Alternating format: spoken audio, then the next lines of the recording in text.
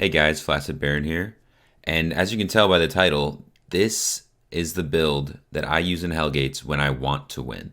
When I'm trying my hardest, when I just want to get as many W's in a row as I can. I think me and Jobles are about 20 and maybe 4 with this build, so a pretty decent win rate, if I do say so myself.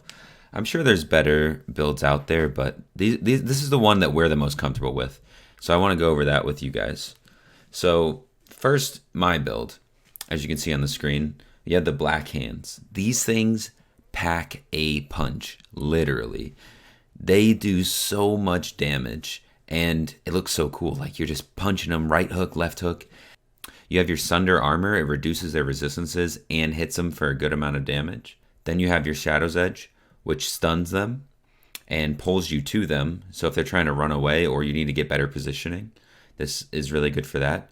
You can also switch this to Forbidden Stab, which reduces the enemy's healing by 40% for 5 seconds, and that can be huge against the healer matchups.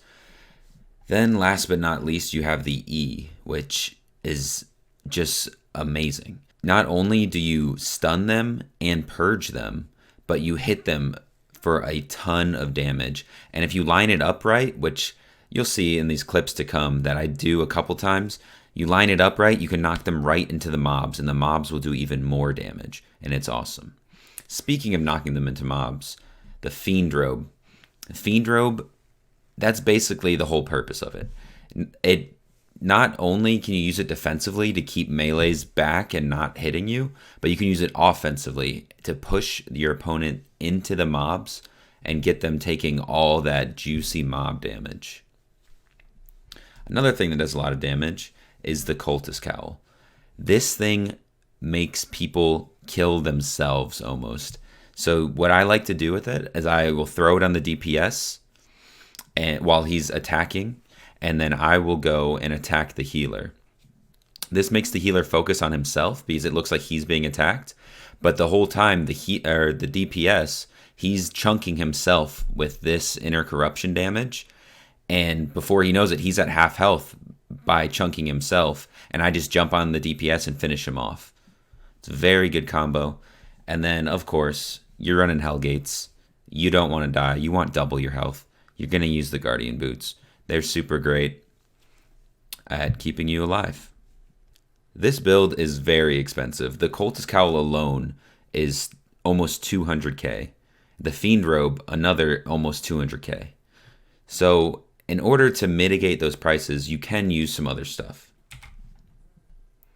Stalker Jacket still does a ton of damage, and it's AoE damage, so you're hitting usually both players with the damage. And like I said, it does a ton of damage. It's nowhere near as expensive as a Fiend Robe, so this is a better budget option, and it still is very effective. Another good option that's a little bit cheaper than a Cultist Cowl is a Fiend Cowl. This thing will provide you a second purge, which is very useful since it's a very buff-heavy meta with holy staffs and nature staffs and all sorts of staffs out there that are buffing themselves, and you can just purge those little annoying effects off of your opponent and finish them off faster. Another good option at helmet is the Guardian helmet. It just helps you stay alive a little bit longer. Like, you do have a healer, but sometimes your opponent tries to burst you down, and it can get a bit tough for the healer. Plus, this does remove any damage over time effects, so curse staffs, bleed effects, poison effects, all of that will be rinsed away once you use a Guardian helmet. Also, it is important to note, I am using a Limhurst cape. The energy requirements on black hands is very high. So you need to use the Limhurst cape in order to stay in those long fights, especially against healers. These fights can take a very long time, and a lot of times they actually end up coming down to who has the most mana and who can keep fighting the longest. So the Limhurst cape will keep you in the game for much longer and keep you landing those E's and those W's and all those very mana intensive abilities. Alright, on screen now is the build Jobless uses. It's important to note that I don't have any level in Holy Staff. So the Q he actually uses is Generous Heal. It's a great heal, can't be disrupted. So it's a good little bursty heal. Another good ability is Holy Blessing. This is a very good ability.